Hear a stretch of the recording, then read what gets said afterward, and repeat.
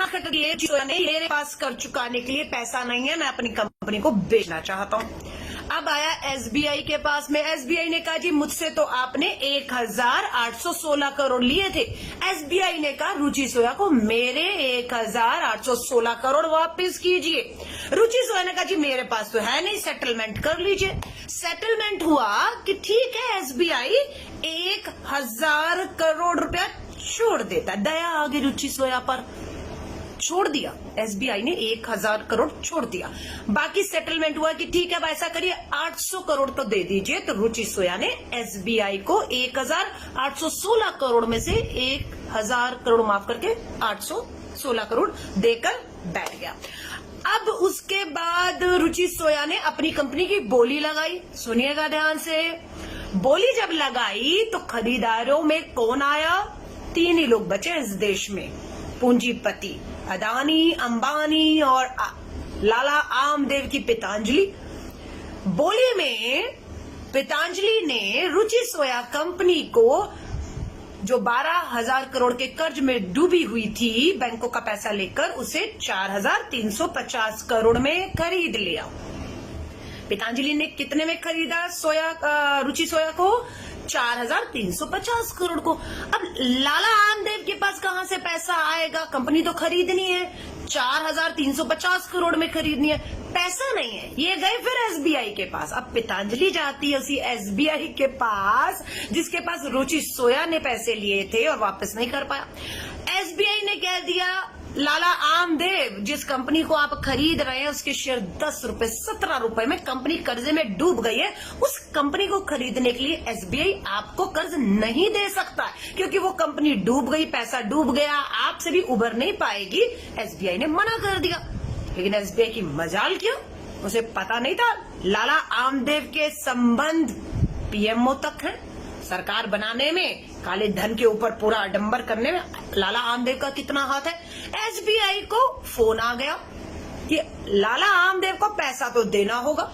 SBI ने पहले मना किया, फिर हाँ कर दिया और एसबीआई ने लाला आमदेव को 1200 करोड़ का कर्ज दे दिया इसी रुचि सोया कंपनी को खरीदने के लिए। तो कंपनी खरीद लिया कितने में? 4,350 करोड़ में। 4,350 करोड़ किसको मिले? रुचि सोया को मिले। अब रुचि सोया को चाहिए था ना कि एसबीआई जाए और अपना 1000 करोड़ वसूल ले, लेकिन एसबीआई ने कहा वो तो पुराना मामला हो गया, सेटल हो गया, खत्म हो गया, अब हम रुचि सोया को परेशान नहीं करेंगे, हम 1000 करोड़ एसबीआई ने कहा भूल गए।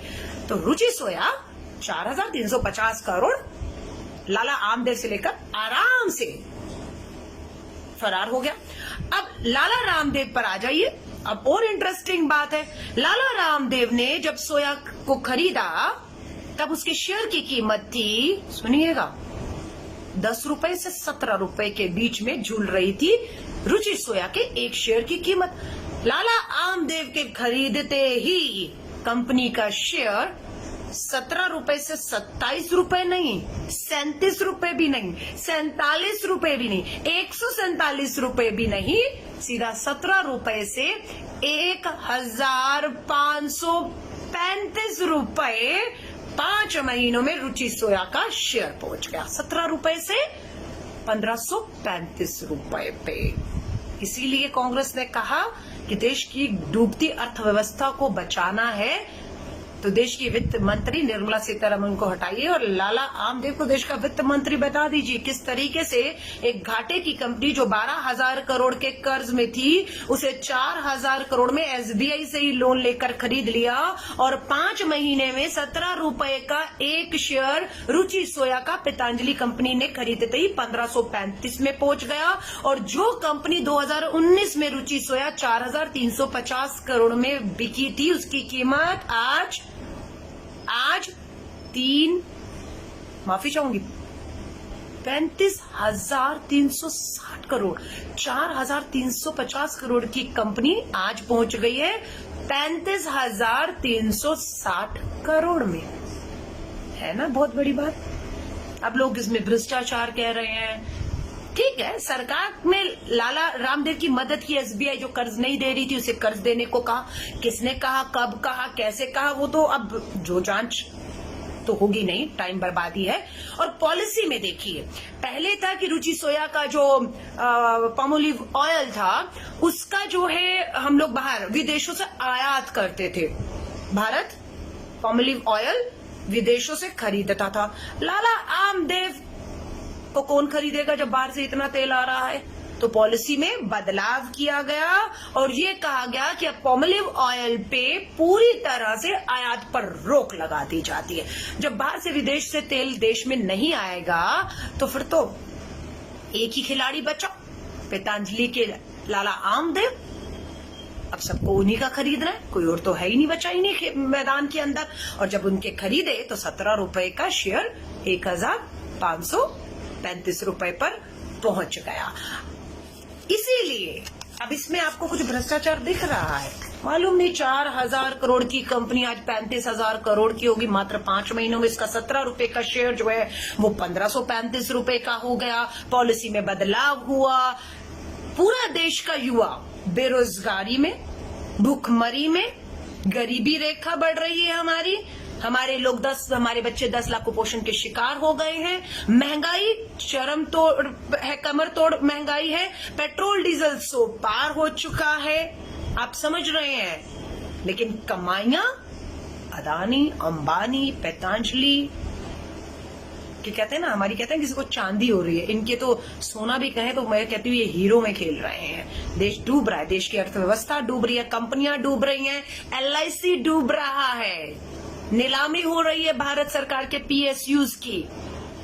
और ये लोग मात्र 3 पूंजीपति मित्र खेल रहे हैं पैसों में। तो कांग्रेस ने इसलिए सुझाव दिया कि निर्मला सीतारमण जी को देश के प्रधानमंत्री नरेंद्र मोदी जी, न खाऊंगा न खाने दूंगा, पर आपके पूंजी मित्र खा ही नहीं रहे, कच्चा चबा के निगल रहे हैं, इस देश की अर्थव्यवस्था को चूना लगा रहे हैं आपके होते हुए। ये लाला आमदेव और केंद्र की सरकार ने कहा था स्विस बैंक में काला धन है। आपको ये भी मालूम है 13 सालों का रिकॉर्ड तोड़ दिया स्विस बैंक में जमा भारतीय पैसों ने। इसी साल में 13 सालों का रिकॉर्ड तोड़ते हुए स्विस बैंक में 20,000 करोड़ रुपया जमा हुआ है। मात्र एक साल में 13 सालों के रिकॉर्ड तोड़ दिए हैं। आपको हमें जानने का हक है या नहीं कि ये 13 सालों का रिकॉर्ड तोड़ के जो स्विस बैंक में पैसा जमा हुआ उसमें क्या कितना अदानी, कितना अंबानी, कितना लाला आमदेव का है। लेकिन आज इस पे कोई आंदोलन नहीं होगा, आज इस पे कोई भी सवाल नहीं उठाएगा, क्योंकि जो सवाल उठाएगा वो देशद्रोही हो जाएगा, वो देश को कमजोर करना चाहता है, वो प्रधानमंत्री जी की छवि, अंतर्राष्ट्रीय छवि को बर्बाद करना चाहता है। इसलिए आपसे कहूंगी, ये बात मैंने आपको बताई है, लेकिन आपको किसी को नहीं बतानी है।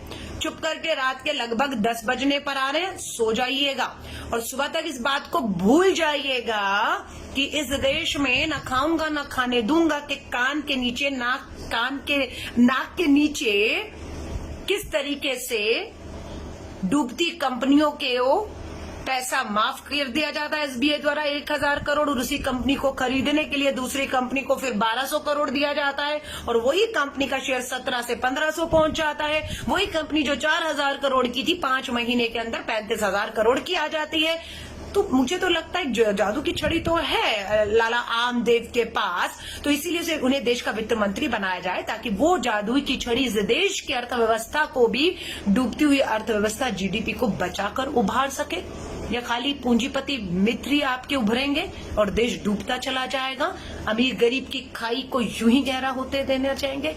बस इसी मुद्दे के साथ आई थी, बेहतर लगे बेनकाब किया है, लाइव गई हूँ, एक एक का नाम लेकर तथ्यों के साथ ऑन रिकॉर्ड कह के जा रही हूँ ये बात को। डरते नहीं, अवमानना का केस करना हो, मानहानि का केस करना हो, कांग्रेस डरती नहीं। कांग्रेस ने आज प्रेस कॉन्फ्रेंस करके बारीकी से एक एक जानकारी आधिकारिक रूप से दी है। मैं फेसबुक लाइव बेशक व्यक्तिगत तौर पर कर रही हूँ, लेकिन कांग्रेस ने जो आज लाइन ली है बेनकाब करने की, ने इस सरकार को किस तरीके से पूंजीपति मित्रों के साथ मिलकर इस देश को चूना लगाकर मात्र उनकी जेबें भरी जा रही हैं और देश के आम गरीब आदमी को पेट्रोल डीजल महंगाई के नाम पर लूटा जा रहा है।